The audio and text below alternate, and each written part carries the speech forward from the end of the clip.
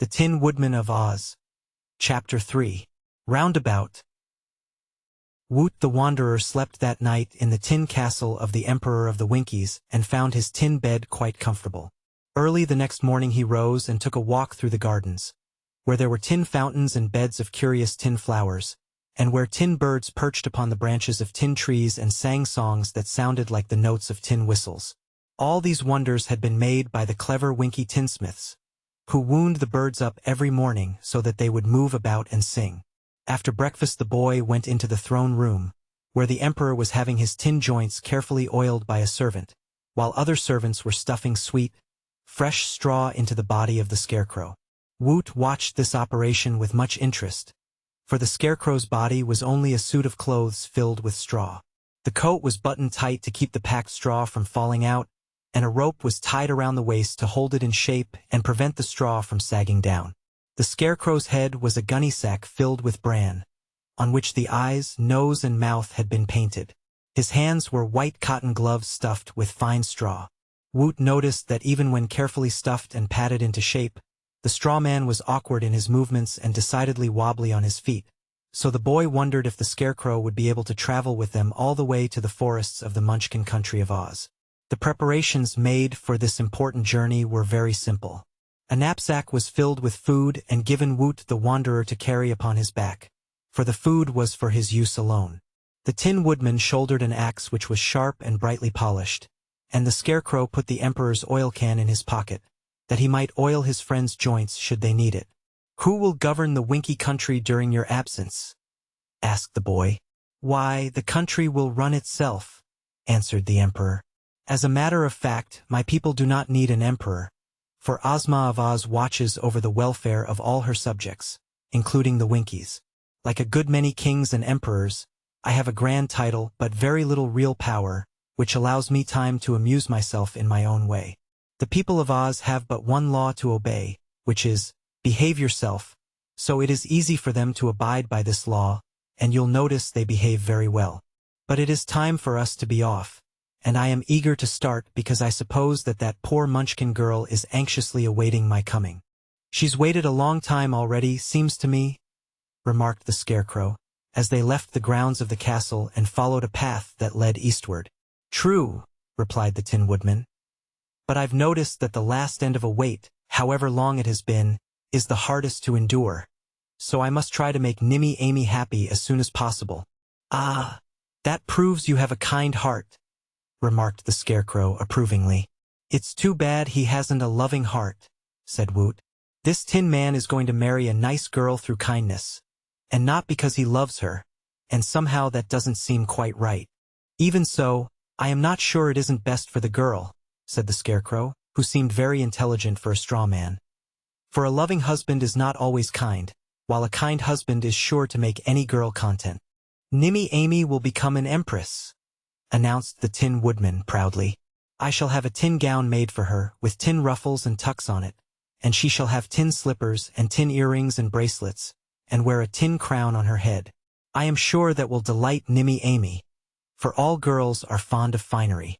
"Are we going to the Munchkin country by way of the Emerald City?" inquired the scarecrow, who looked upon the Tin Woodman as the leader of the party. "I think not," was the reply. "We are engaged upon a rather delicate adventure, for we are seeking a girl who fears her former lover has forgotten her. It will be rather hard for me, you must admit, when I confess to Nimmy Amy that I have come to marry her because it is my duty to do so, and therefore the fewer witnesses there are to our meeting the better for both of us. After I have found Nimmy Amy and she has managed to control her joy at our reunion, I shall take her to the Emerald City and introduce her to Ozma and Dorothy, and to Betsy Bobbin and Tiny Trot and all our other friends. But if I remember rightly, poor Nimmy Amy has a sharp tongue when angry, and she may be a trifle angry with me at first because I have been so long in coming to her." "I can understand that," said Woot gravely. "But how can we get to that part of the Munchkin country where you once lived without passing through the Emerald City?" "Why, that is easy," the Tin Man assured him. "I have a map of Oz in my pocket," persisted the boy, "and it shows that the Winky country, where we now are, is at the west of Oz, and the Munchkin country at the east, while directly between them lies the Emerald City." "True enough, but we shall go toward the north, first of all, into the Gillikin country, and so pass around the Emerald City," explained the Tin Woodman. "That may prove a dangerous journey," replied the boy. "I used to live in one of the top corners of the Gillikin country, near to Oogaboo, and I have been told that in this Northland country are many people whom it is not pleasant to meet. I was very careful to avoid them during my journey south." "A wanderer should have no fear," observed the Scarecrow, who was wobbling along in a funny, haphazard manner, but keeping pace with his friends.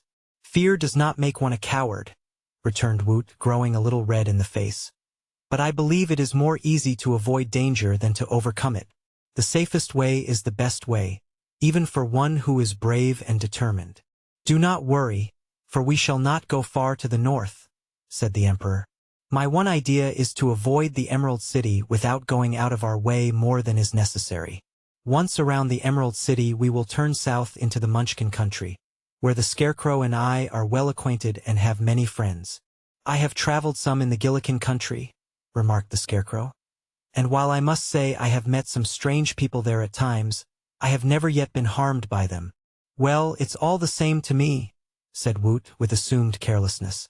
"Dangers, when they cannot be avoided, are often quite interesting, and I am willing to go wherever you two venture to go." So they left the path they had been following and began to travel toward the northeast, and all that day they were in the pleasant Winky country, and all the people they met saluted the Emperor with great respect and wished him good luck on his journey. At night they stopped at a house where they were well entertained and where Woot was given a comfortable bed to sleep in. "Were the Scarecrow and I alone," said the Tin Woodman, "we would travel by night as well as by day, but with a meat person in our party we must halt at night to permit him to rest. Meat tires after a day's travel," added the Scarecrow, "while straw and tin never tire at all, which proves," said he, "that we are somewhat superior to people made in the common way." Woot could not deny that he was tired, and he slept soundly until morning, when he was given a good breakfast smoking hot. "You two miss a great deal by not eating," he said to his companions. "It is true," responded the Scarecrow. "We miss suffering from hunger, when food cannot be had, and we miss a stomachache now and then." As he said this, the Scarecrow glanced at the Tin Woodman, who nodded his assent. All that second day they traveled steadily, entertaining one another the while with stories of adventures they had formerly met and listening to the Scarecrow recite poetry. He had learned a great many poems from Professor Wogglebug and loved to repeat them whenever anybody would listen to him. Of course Woot and the Tin Woodman now listened, because they could not do otherwise, unless they rudely ran away from their stuffed comrade.